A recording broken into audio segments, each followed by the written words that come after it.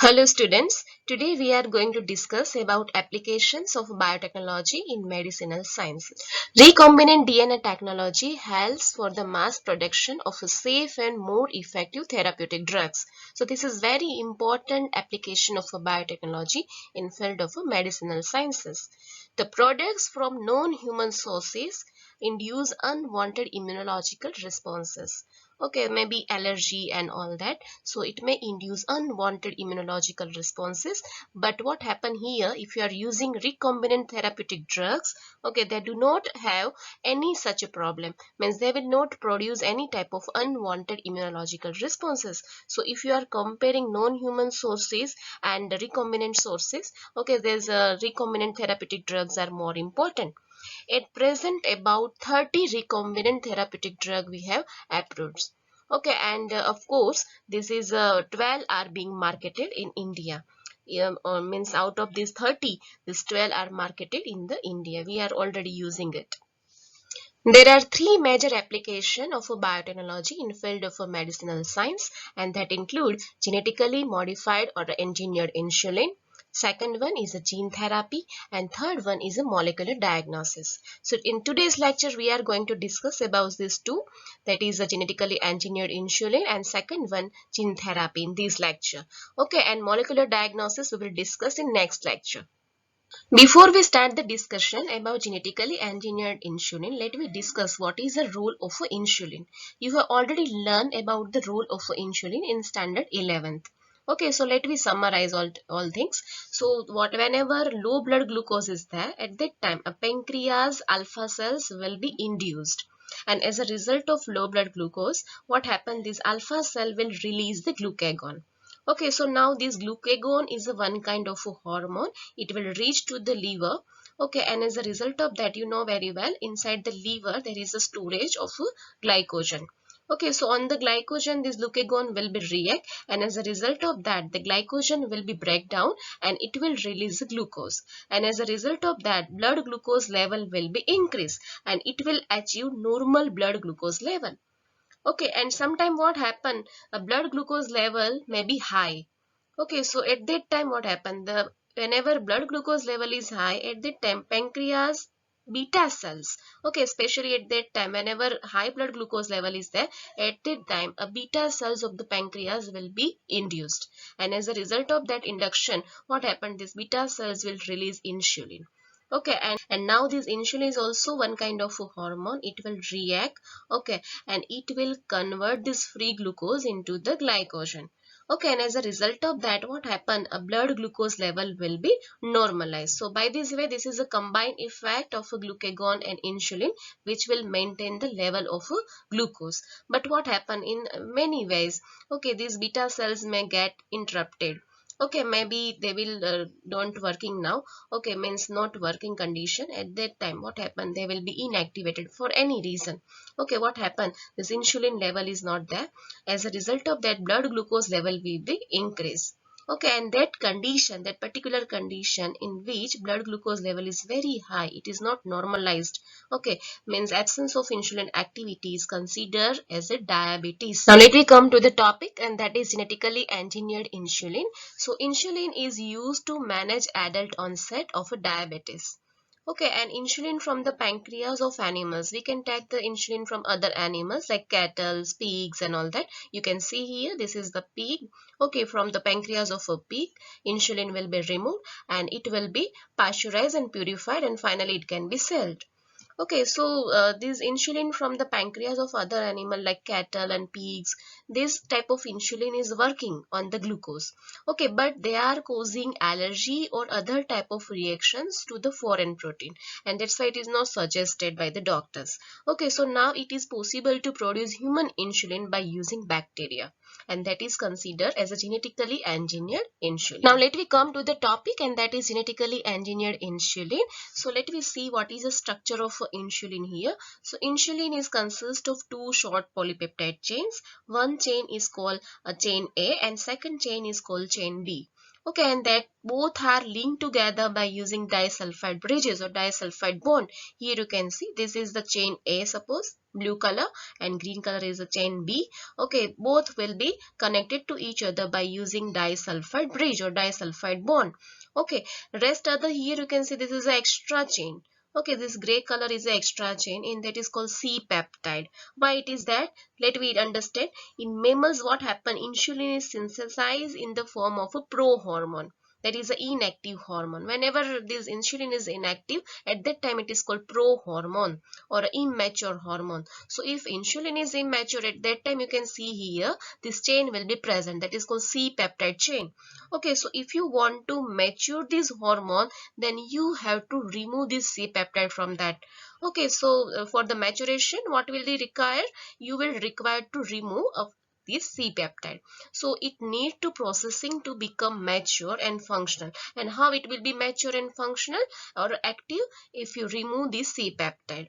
Okay, so what happened? The prohormone contain extra stretch and that is called C-peptide. This is extra chain, that is a C-peptide, and that's why it is a prohormone. Okay, so if you remove this C-peptide, then it will be converted into a active hormone, or a prohormone will be converted into active functional or a mature hormone, and it will now call maturation into the insulin. Means finally it will be called insulin. Now let me discuss how we can synthesize such insulin by using bacteria or by using GMO bacteria. Okay, so first of all you can see here this is Escherichia coli bacteria. They will contain plasmid DNA. Okay, and this is the cell which is responsible for production of insulin. This is the beta cell of a human pancreas cell. So just you have to take the human pancreas cell. Okay, and the DNA content or a DNA portion which is responsible for human insulin production. So just you have to isolate this gene from the human pancreatic cell. For human pancreatic beta cell, you can see here this is the fragment of a gene of a human pancreas cell, and that is responsible for production of insulin. Okay, so these gene you have to just incorporate into the plasmid DNA of a bacteria. Okay, so now this bacteria will have this recombinant DNA. Why this is called recombinant DNA? Because this plasmid is cutted out. You can see this. Okay, it will be cut, and then this fragment of a DNA which is responsible for production of insulin will be inserted into this plasmid. Now this recombined plasmid will be inserted into the or introduced into the bacterium further. Okay, so now this bacterium become recombinant bacterium. Okay, finally it will reproduce, and you can see it will form the so many copies of that, and finally it will form the human insulin inside the cell. Okay, so this human insulin will be produced inside the cell of a bacterium now. Okay, so now recombinant bacteria multiplying and producing human insulin in the fermentation tank. You know very well what is a fermentation tank. You have already learned in chapter number 11. And finally, it will be extracted, purified of human insulin, and finally it will be cell. In this whole process of human insulin production, you must be very clear. This is the only process for chain A of insulin. Okay, so you know very well insulin is made up of chain A and chain B. So the both chain will be produced separately. Okay, means this bacterium is specifically recombined for the chain A, and another bacterium will be recombined for the chain B. So both the bacterium parallelly produce chain A and chain B separately. And then after, when chain A separately will be produced, chain B will be separately produced, and afterward both the chain will be linked by using disulfide link. So this point must be very clear to you. First of all, in 1983, Eli Lilly, an American company, prepared two DNA sequences. Means I have already told you these two DNA sequences separately will be produced, chain A and chain B, chain of a human insulin. They were introduced in plasmid of Escherichia coli to produce insulin chains. Chain A and B were combined by creating disulfide bond to form human insulin. Means chain A and chain B both will be formed or synthesized separately, and after that during the purification process, at that time what happened is both the chain will be created with the help of or combined with the help of a disulfide bond to form human insulin. Finally, human insulin will be formed, and that is called humulin. By this way, whatever the human insulin is formed is called humulin. Second application of a biotechnology in field of a medicinal science is a gene therapy. So let me discuss what is gene therapy. It is a method to correct a gene defect. You know very well, sometimes what happen, a gene is defective in the child or a embryo. So we can correct it out by using gene therapy. So what is the definition of a gene therapy? It is a method to correct a gene defect in a child or in the embryo. Okay, so here genes are inserted into a person's cells or a tissue to treat a hereditary disease. So by using this technique, by using gene therapy, we can correct out hereditary diseases also. It compensate for the non-functional gene also. Now let us try to understand what is a gene therapy by using this diagram. So here you can see this is the human cell in which there is a defective gene found. Okay, so you can remove this defective gene out of the nucleus and you can insert this corrected gene inside the nucleus. Okay, so by this way you can get the defective gene out and corrected gene inside the cell. Okay, so by this way you can correct out the deficiencies. So how it will be possible? You can use the viruses as a vector, and by using vector you can insert correct gene inside the vector, and this vector will be inserted into the host cell. And as a result of that, the corrected gene will be inserted in the host cell. And by this way, this corrected gene will be replaced to the defective gene. As a result of that, this cell will be now corrected out. Now let me discuss one example, very good example of a gene therapy of a past. So see here, this is the first clinical gene therapy which is done in the 1990, was given to a 4-year-old girl. Here you can see the photograph of that girl, that is Ashanti De Silva. The first clinical gene therapy patient. Here you can see there is a 4-year-old girl and who have a deficiency of adenosine deaminase enzyme, that is called ADA deficiency. Okay, so ADA deficiency is very important disease. Okay, so it is caused due to deletion of a gene for adenosine deaminase, and that is the enzyme for immune system to function well. Okay, so if the person having adenosine deaminase deficiency, the immune system is not working properly. So treatment of this ADA deficiency is very important here. So treatment by bone marrow transplantation or enzyme replacement therapy, both treatment are available at that time. Okay, and the enzyme replace therapy is nothing but it is an injection of ADA enzymes. Okay, but these two treatment are not completely cure. Okay, so we have to find some alternative resources or alternative treatments. Now let me discuss more about ADA. So what is ADA? ADA is a one kind of enzyme which convert deoxyadenosine to non-toxic substances. Here you can see, suppose this is a deoxyadenosine. Okay, by using ADA enzyme, it is a natural compound found in the body. It is an intermediate product made during breakdown of a synthesis of DNA. Okay, so this ADA bind to deoxyadenosine and convert it into deoxynosines. Okay, so deoxynosine will be formed and this is a non-toxic. Otherwise, this will be toxic one. Okay, so ADA will convert this toxic component into non-toxic one. Okay, but if the person do not have such a ADA, means ADA deficient person is there or ADA abnormal person is there, then what happen? This toxic product will not convert into non-toxic, and accumulation of such a product will occur inside the body and deoxyadenosine level will be rise. And due to increase in the deoxyadenosine level, what happen? High level of such an increase in a deoxyadenosine, what happen? A high level of deoxyadenosine will kill the B cells and T cells. This is a B lymphocyte cells and T lymphocyte cells of immune system. And you know very well what is the role of B cells and T cells in our immune system. Okay, and the body is open to infection by bacteria and viruses. So person with the ADA deficiency will show similar symptoms as per the HIV. You know very well what is the functions and what is the characteristic of HIV, what is the symptoms of HIV, you know. Okay, the immune response will be down. Okay, so here also immune system will be very down. Now let me discuss how this gene therapy will be work on particular this condition, ADA deficiency condition. So first of all, human ADA gene which will be inserted into the bacterium plasmid. Okay, and these bacterium plasmid containing ADA gene will be inserted into genetically disabled retroviruses. Okay, so by this way, clone ADA gene will be incorporated into the virus. Here you can see this clone will be there. This gene, which is ADA gene of a human ADA gene, will be inserted into the viruses. And finally, this T cell with disabled ADA gene. Okay, the T cell which have ADA gene deficiency isolated from SCID person. So what is a SCID person? Let me discuss that. What is a SCID person? A severe combined immunodeficiency, that is called SCID.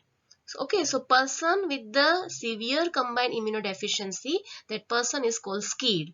Okay, so what is a normal person? Normal person will have normal immune system. They will produce T cells and B cells and can fight the infection. They have better immune system. Okay, whereas the SCID person who have the severe combined immunodeficiency, that is a SCID, okay, here will have immune system deficiency. They cannot produce T cells and B cells. As a result of that, they have immune response, decreased immune response, and they cannot fight with the infection. T cells with disabled ADA gene will be isolated from SCID patient. Now you know very well what is a SCID patient. Okay, so deficient person is called SCID patient. Okay, so this deficient cell will be infected. Okay, so you can use this retrovirus. This is a recombinant retrovirus. Okay, you can use this virus to infect these cells. On infection, what happens? Retrovirus will infect T cells and it will transfer ADA gene. Why it is transferring ADA gene? Because you have already inserted gene inside the retrovirus. Okay, recombinant retrovirus. This is not normal retrovirus. This is a recombinant retrovirus, and that's why this recombinant retrovirus will now insert this ADA gene, which is inside these deficient genes. Okay, deficient cells. As a result of that, this cell will now become normal cells. Okay, these cells are grown into the culture to ensure ADA gene is active or not. Okay, and finally these cells will be inserted into the genetically altered cells are reimplanted into the ADA. Now let me summarize whole process. What happened during gene therapy for ADA deficiency? First of all, lymphocyte you have to collect from the patient, that is a SCID patient. Okay, and patient blood will be collected for the lymphocyte and it will be grow in the artificially in the culture, and finally introduction of a functional ADA, that is the complementary DNA ADA, will be inserted into the lymphocyte by using retroviral vectors. Okay, and they are returned to the patient. Finally, after treatment, they will be returned to the patient. Okay, this should be periodically repeated. Okay, this phenomena you have to repeat periodically, as lymphocytes are not immortal. Means lymphocyte which is corrected out will be killed out. Okay, and that's why you have to periodically insert or periodically repeat this process. Okay, here you can see patient is there. T cell will be come out. Okay, you have collected the T cells from the patient. Then you have correct it out. Okay, and finally it will be inserted into the person further. Okay, this is called gene therapy for ADA SCID person. Okay, and if ADA gene from marrow cells is introduced into the cell at early embryonic stage, you have to enter this early embryonic stage. So it will be long lasting. Otherwise, if you are doing this process during 4-year old child, okay, so it will be no longer lasting because lymphocyte are not immortal. They will die sometime after some time, and you have to do this periodically. You have to repeat this process periodically. It could be permanent cure. If you cure this embryonic stages, then only it will be permanent cure. Now let me discuss about types of a gene therapy. Okay, so you can divide this gene therapy, you can classify this gene therapy into two ways: somatic cell gene therapy and germline cell therapy. Okay, so what is a somatic and germline gene therapy? So somatic cells are the cells, you know very well what is a somatic cell. Therapeutic genes transfer into the somatic cells. Okay, if you transfer this into the somatic cell, then it is called somatic cell gene therapy. And if you are transferring this type of gene therapy into the germ-line cell like egg cells and sperm cell, that is called therapeutic genes transfer into the germ cells. Okay, for example, introduction of genes into bone marrow cells, blood cells or skin cells. This is called somatic cell gene therapy. Then if you are transferring these genes into the genes introduced into the egg cells and sperm cell, then it is considered as a germ cell therapy. This will not inherited. As you have treated the somatic cell, it will be not inherited. Okay, whereas here you are treating this cells, this is egg cells and sperm cells, that's why it will be heritable and pass on to the later generation. So this will be generation to generation. This will only for that particular individual person. At present, all research is directed to correct genetic defect into somatic cells only. Okay, so for safety, ethical and technical reasons, germline gene therapy is not much interested in scientists. Why? Because for the safety, ethical and technical reason, it is not being attempted at present. We can classify gene therapy in other way also. That is also we can classify in form of in vivo gene therapy and ex vivo gene therapy. So let me define what is the in vivo gene therapy. In vivo gene therapy is the therapy in which direct delivery of genes into the cells of a particular tissue in the body directly. Okay, so you are inserting genes into the body directly or a tissue directly. Whereas in this case, what happen? You are transferring genes to cultured cell in the laboratory. So if you are using directly in the body, that is called in vivo gene therapy. You are not doing this process in the laboratory. Okay, whereas what happen here in ex vivo gene therapy, you are collecting out the genes or cells which are defective, and transfer of a gene, you are culturing it into the laboratory, and reinsertion of cells will occur. So this is in vivo gene therapy and this is ex vivo gene therapy. So this is your homework for today's lecture, and before we finish this lecture, let me summarize whole topic by using animation video. So look at this video. The recombinant DNA technology has played a crucial role in the field of medical science and healthcare by helping in early diagnosis and treatment of many diseases. It has also enabled mass production of several effective therapeutic drugs. However, the most striking feature of recombinant therapeutics is that they do not provoke the human body to produce antibodies. On the contrary, use of products isolated from non-human resources can induce an immunological response from the human body. Over the years, biotechnological processes have led to the development of revolutionary medical methods and techniques. These are genetically engineered insulin, gene therapy, and molecular diagnosis. One of the biggest breakthroughs in medical science came with the production of genetically engineered insulin. Insulin is a hormone which regulates the glucose and energy metabolism in the human body. Insulin produced by diabetic patients is either insufficient or impaired. Therefore, they are given doses of insulin at regular time intervals. Earlier, insulin was extracted from the pancreas of slaughtered animals such as pigs and cattle.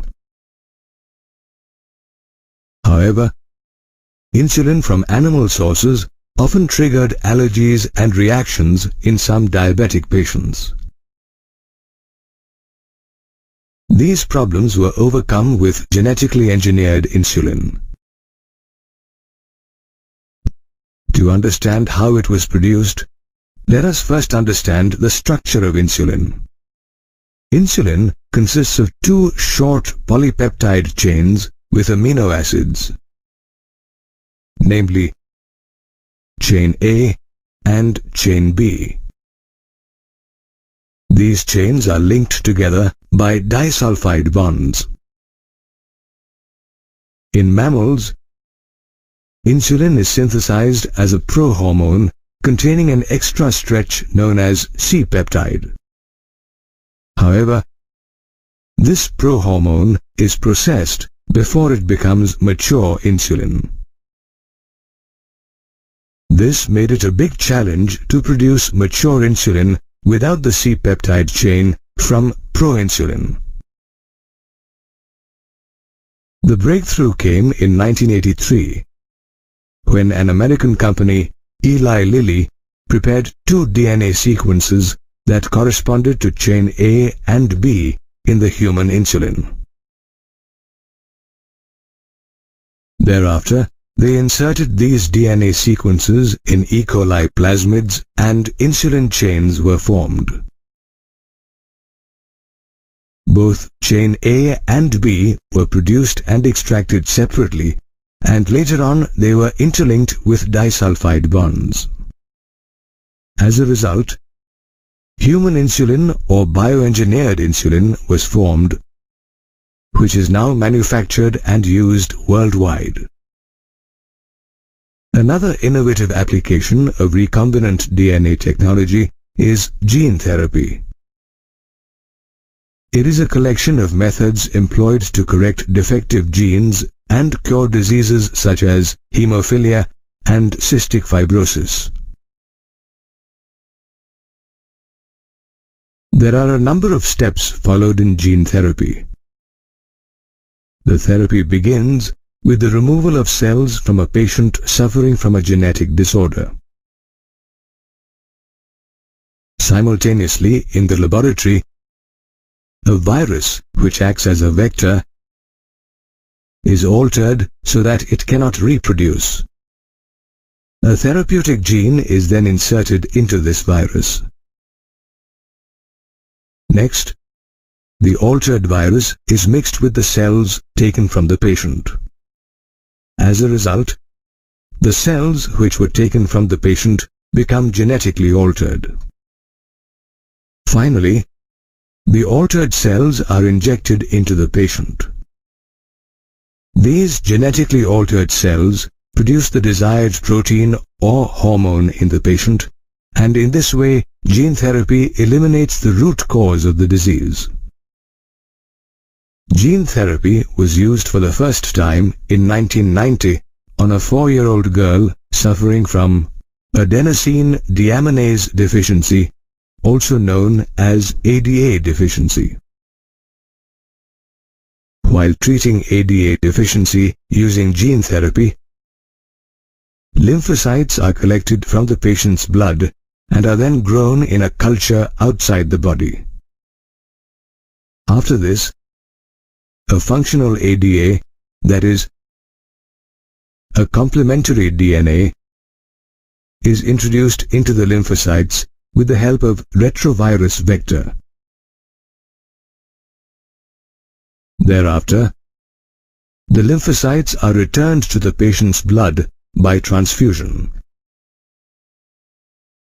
ADA deficiency is a hereditary disease, and the patients suffering from it bear non-functional T lymphocytes.